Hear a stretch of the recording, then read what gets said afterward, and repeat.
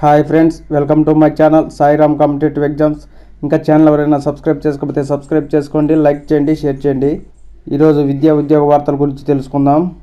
వచ్చే డిఎస్సిలో 6,000 ఉపాధ్యాయ పోస్టులు.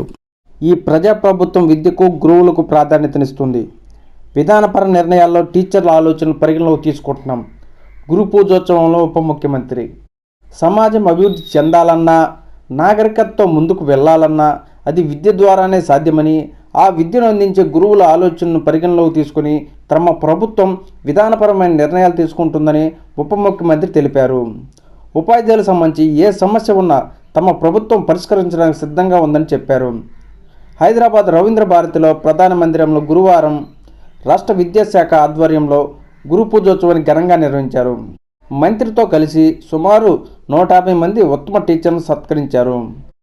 సీఎం నాయకత్వంలో ఇందిరమ్మ ప్రజాప్రభుత్వం 45,000 మంది ఉపాధ్యాయులను బదిలీ చేయడంతో పాటు 30,000 మందికి పదోన్నతులు కల్పించింది.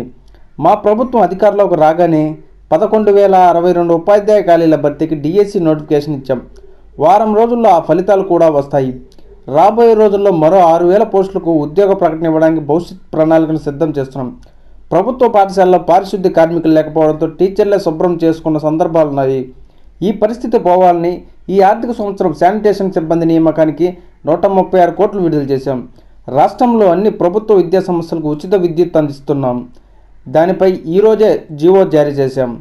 అభ్యుదయ భావాలను గురువుల వల్లే ఈ రాష్ట్రం ప్రగతిశీలంగా అభివృద్ధి చెందుతుంది.